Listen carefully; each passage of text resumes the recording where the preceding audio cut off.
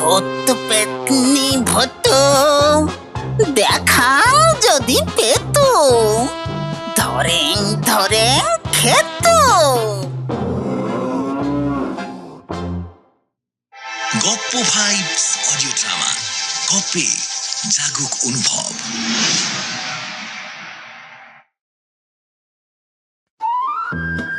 ছোট মামার সঙ্গে কোথাও গিয়ে বাড়ি ফেরার সময় রাত্রির হলেই ভূতের পাল্লায় পড়াটা যেন অনিবার্য। তাই সেবার পাশের গায়ে ঝুলন পূর্ণিমার রাসের মেলায় যাওয়ার জন্য ছোট মামা আমাকে খুব সাধাসাধি করলেও ডেকে দাঁড়ালো। ছোট মামা আমাকে কলকাতায় যাত্রা, সার্কাসের বাঘ, সিংহ, প্রফেসর ফুংচুর ম্যাজিক আর নররাক্ষসের আস্ত মুরগি ভক্ষণের অনেক সব রোমাঞ্চকর গল্প শোনালেন। তবু আমি গো ধরে রইলুম। বললুম, আমি কিছুতেই যাচ্ছি না ছোট মামা, আপনার যদি অত ইচ্ছে আপনি একাই যান। ফোঁস করে শ্বাস ছেড়ে ছোট মামা বললেন, প্রবলেমটা কি জানিস পুটু? কথায় বলে একা না বোকা। একা হলেই মানুষ কেন যেন বোকা হয়ে যায়। কিন্তু তুই কেন যেতে চাচ্ছিস না খুলে বলতো শুনি। অগত্যা বললুম, আমার ভয় করে। ভয়? কিসের ভয়? ভূতের। ছোট মামা খুব অবাক হওয়ার ভঙ্গিতে বললেন, তুই কি বলছিস পুটু? ভূতকে তুই ভয় পাস? তুই এত বোকা তা তো জানতুম না। ছ্যা ছ্যা, ভূতকে তুই ভয় পাবি কি? ভূতই তো তোকে ভয় পাবে। ওরে বোকা, ভূতেরা মানুষকে ভয় পায় বলেই তো নিরিবিলি জায়গায় লুকিয়ে থাকে। তুই কি ভেবে দেখেছিস কেন ভূতেরা পারতপক্ষে দিনের বেলায় বেরোয় না? বেরোলেই যে মানুষের সামনে পড়ে যাবে, তাই ওরা রাত বিরেতে বেরোয়। হ্যাঁ, ঠিক দুপুরবেলা ভূতে মারে ঢেলা, তার মানে দুপুরবেলায় ভূতেরা টুপটুপ করে ঢিল ছোড়ে বটে, কিন্তু সামনে আসে না। গাছপালার আড়াল থেকেই ঢিলগুলো ছোড়ে। তাহলে ভেবে দেখ। ছোট মামার কথার উপর বলে দিল, ও আপনি যতই বলুন, আমি যাচ্ছি না। হঠাৎ ছোট মামা উঠে দাঁড়ালেন, বললেন, ঠিক আছে, আয় আমরা মোনাদার বাড়ি যাই। এতে অবশ্যই আপত্তি করলুম না। ছোট মামার মোনাদা হলো মোনা ওঝা, কেউ কেউ তাকে মোনা বুজরুকও বলে। সে থাকে আমাদের গায়ের শেষ দিকটায় গঙ্গার ধারে, পুরনো শিব মন্দিরের কাছে। মাথায় সাধু বাবাদের মতো চূড়ো বাঁধা জটা, মুখ ভর্তি গোঁফ দাড়ি, কপালে লাল তিলক, গলায় রুদ্রাক্ষের মালা, বাঁ হাতের কবজিতে একটা তামার বালাও দেখেছি। সব সময় গাঁজা ভাঙের নেশায় তার চোখ দুটো টক টকে লাল হয়ে থাকে। কিন্তু চেহারা যতই ভয় জাগানো হোক, স্বভাব বেশ অমায়িক আর হাসি খুশি মানুষ মোনা। ওপর পাটির দুটো দাঁত নেই বলেই যেন তার হাসি দেখলে হাসি পায়। মোনা ওঝা থাকে মন্দিরের পেছনে একটা ভাঙাচোরা ঘরে। সেখানে একটা প্রকাণ্ড বটগাছ আছে। নিরিবিলি শুনশান জায়গা। নেহাত সময়টা বিকেল, তা না হলে ছোট মামার সঙ্গে এমন জায়গায় কিছুতেই আসতুম না। ছোট মামা ডাকলেন, মোনাদা, মোনাদা আছে নাকি? ও মোনাদা। মোনা ওঝা বটগাছের দিক থেকে সাড়া দিল। এই এই কে ডাকে গো এমন অবেলায়? ছোট মামা মুখে রহস্য ফুটিয়ে আমার দিকে তাকিয়ে চাপা স্বরে বললেন, গোপনে তন্ত্র সাধনা করছে বুঝলি পুটু। ওকে এ সময় ডিস্টার্ব করাটা রিস্কি। কিন্তু তখনই বটগাছের আড়াল থেকে মোনা ওঝা বেরুলো। তার হাতে একটা মরার খুলি দেখে একবার বুকটা ধড়াস করে উঠল। ছোট মামা কাচু মাচু মুখে বললেন, কিছু মনে করো না মোনাদা, ওই পুটুটার জন্য তোমার কাছে আসতে হলো। মোনা ওঝা আমার দিকে তাকিয়ে লাল চোখ দেখিয়েই ফিক করে হাসলো। অমনি আমার ভয়টা কেটে গেল। ওপর পাটির দুটো দাঁত না থাকায় তার হাসিটা সত্যি হাসিয়ে ছাড়ে। ছোট মামা আমাকে ইশারায় হাসতে বারণ করলে কি হবে? ওদিকে মোনা ওঝা বলল, এই ব্যাস ব্যাস, পুটু বাপুর উপর যে পেতনিটার নজর লেগেছিল সে পালিয়ে গেল। ওই দেখো যাচ্ছে। পেতনিটা থাকে স্কুলের ওই পেছনের তাল গাছের ডগায়। দেখো তাল গাছের পাতাগুলো কেমন নড়ছে, দেখতে পাচ্ছ তো?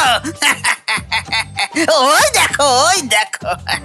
আমি তেমন কিছু দেখতে পেলুম না, কিন্তু ছোট মামা দেখে নিয়ে বললেন, হ্যাঁ নড়ছে বটে, তবে মোনাদা এর একটা স্থায়ী প্রতিকার করো। পেতনিটার নজর লাগার জন্যই পুটু রাত বিরেতে বড্ড ভয় পায়। মোনা ওঝা বলল, এই 1 টাকা দক্ষিণে লাগবে ছোট বাবু। পকেট থেকে একটা টাকা বের করে ছোট মামা বললেন, এই নাও, কিন্তু মোনাদা, একেবারে স্থায়ী প্রতিকার চাই।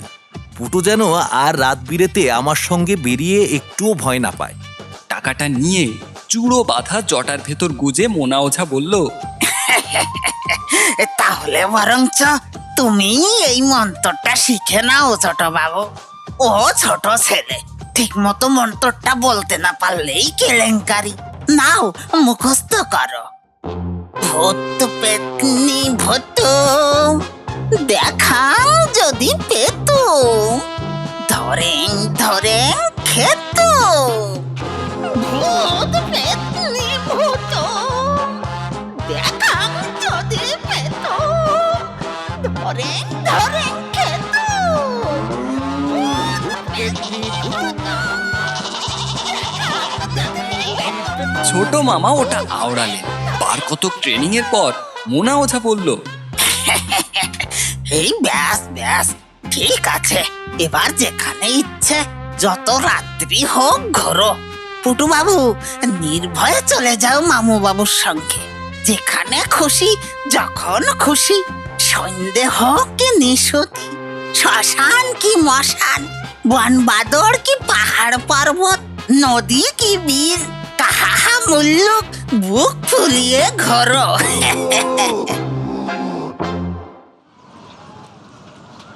শ্রাবণ মাসের পূর্ণিমার দিন বৃষ্টি বাদলা হওয়াই নাকি নিয়ম। এবারকার দিনটিতে সন্ধ্যা অবধি তেমন কোনো লক্ষণ দেখা যাচ্ছিল না। আকাশ ছিল সাফসুত্র ঝকঝকে নীল। তাই রাসের মেলায় ভিড় জমেছিল বড় বেশি। কলকাতার যাত্রা শেষ হতে রাত 9টা বেজে গেল। আকাশে তখন ঝলমলে নিখুঁত গোলচাঁদ। আমরা ঢুকলাম নররাক্ষসের তাঁবুতে, জ্যান্ত মুরগি ভক্ষণ দেখতে। কারণ সার্কাস আর ম্যাজিক দুটো তাঁবুতেই নাইট শোয়ের টিকিট কাটার কিউটা পেয়ে যায় লম্বা। কিন্তু ভয়ঙ্কর চেহারার নররাক্ষস যেই হাউ মাউ খাও বিকট গর্জন করে মুরগির খাঁচা খুলতে গেল, অমনি কড়কড় কড়াত করে বাজ পড়ার শব্দে কানে তালা ধরিয়ে দিল।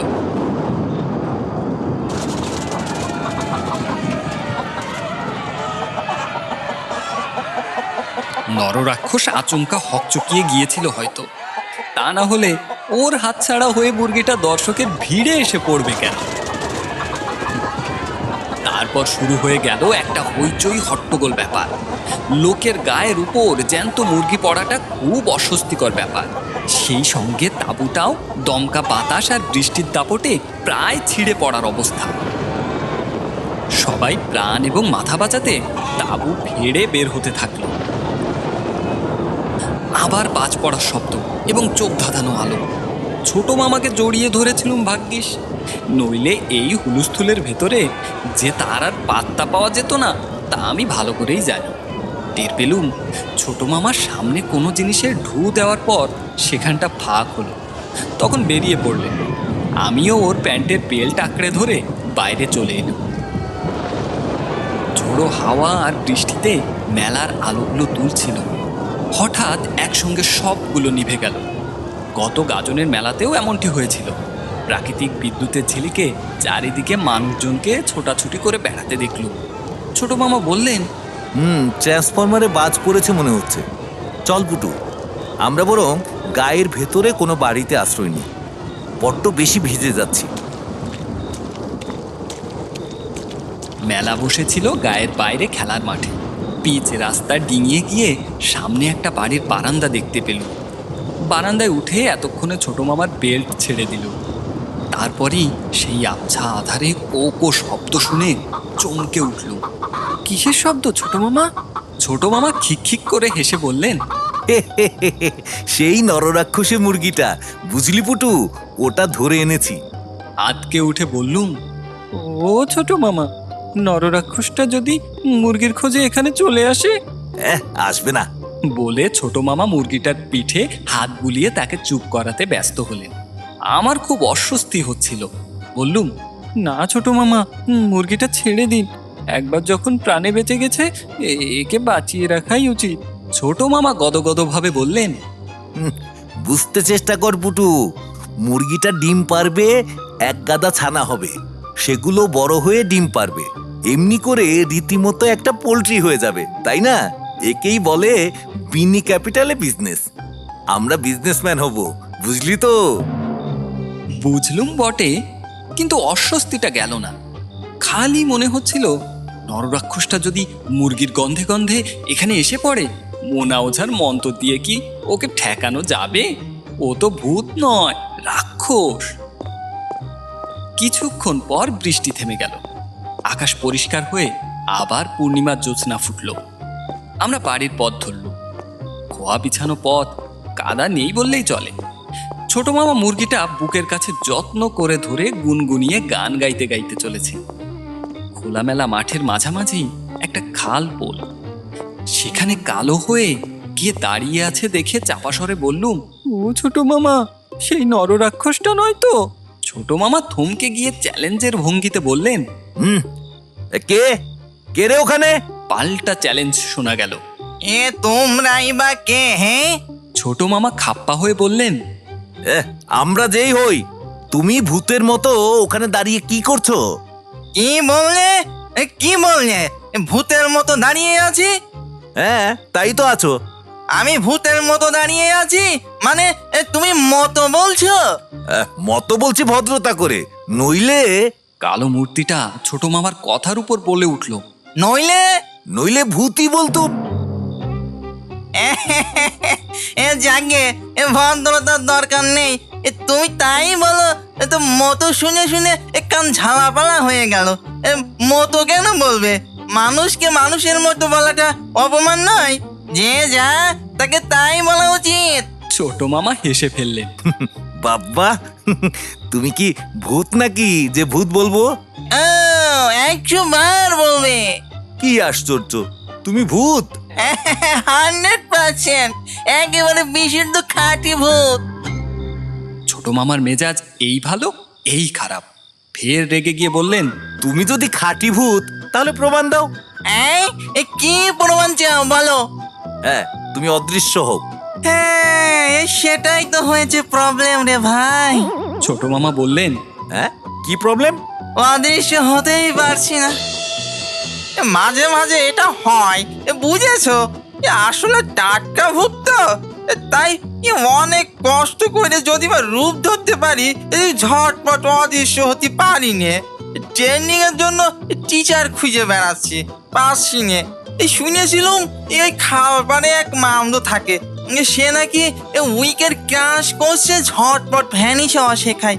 কিন্তু কোথায় সে? তখন থেকে দাঁড়িয়ে আছি। ছোট মামার গা ঘেঁষে দাঁড়িয়েছিলুম। ফিস ফিস করে বললুম, সেই মন্তরটা ছোট মামা। ছোট মামা নিশ্চয়ই ভুলে গিয়েছিলেন। বললেন, হ্যাঁ, শোনো হে ভূতচন্দর, তোমাকে এক্ষুনি ভ্যানিশ করে দিচ্ছি। ভূত পেতনি ভূতুম, দেখাং যদি পেতুম, ধরেং ধরেং খেতুম। ভূতটা অমনি ডিগবাজি খেতে খেতে অদৃশ্য হয়ে গেল। ছোট মামা খিক খিক করে খুব হেসে বললেন, আই পুটু, বলেছিলাম না মোনাদার ক্ষমতার তুলনা হয় না। সেই সময় খাল পোলের নিচের দিক থেকে কেউ হেড়ে গলায় বলে উঠল, কে হে ছোকরা, আমার রোবো ট্রেনিংকে ভাগিয়ে দিলে? কবরখানায় ট্রেনিং দিয়ে এসে সবে জমুটো খেতে যাচ্ছি, আর তুমি কিনা রসো দেখাচ্ছি মজা। খাল পোলের ও মাথায় আবার একটা কালো মূর্তি দেখা গেল। এই মূর্তিটা বেশ মোটাসোটা। ছোট মামা সেই মন্ত্রটা পড়তে যাচ্ছেন, সে খ্যা খ্যা করে অদ্ভুত হেসে বলল, মান্না বাজারে মন্ত্রে কাজ হবে না ছোকরা, আমি যে সেবত না মামদো। ছোট মামা খুব হাক ডাক করে মন্ত্রটা আওড়ালেন, কিন্তু মামদোর কিছু হলো না। সে তেমনি খ্যা খ্যা করে হাসতে লাগলো। তখন আমি ফিস ফিস করে বললুম, ছোট মামা, ওকে বরং মুরগিটা দিয়ে দিন। ছোট মামা চটে গিয়ে বললেন, হ্যাঁ, দিচ্ছি দিচ্ছি মুরগি। মামদোর কানে যেতেই সে কয়েক পা এগিয়ে এলো।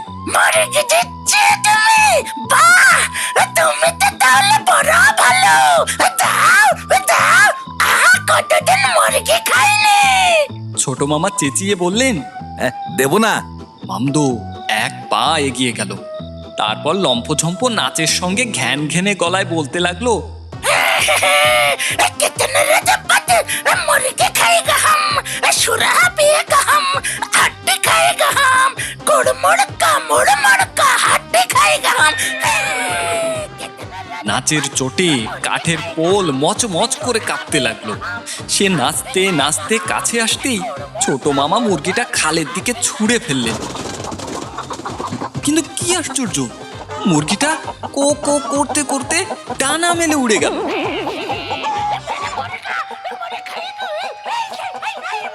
সেই মামদও তখন চাঁদের আলোয় ভরা মাঠে মুরগি ধরতে দৌড় দিল।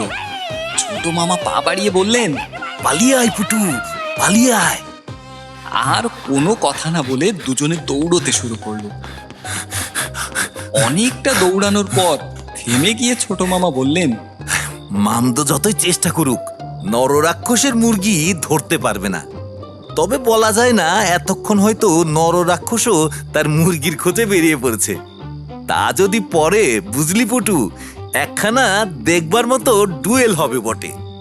ভাগ্যিস বুদ্ধি করে মুরগিটা ধরে এনেছিলুম, নইলে মামদো আজ কেলেঙ্কারি করে ছাড়তো।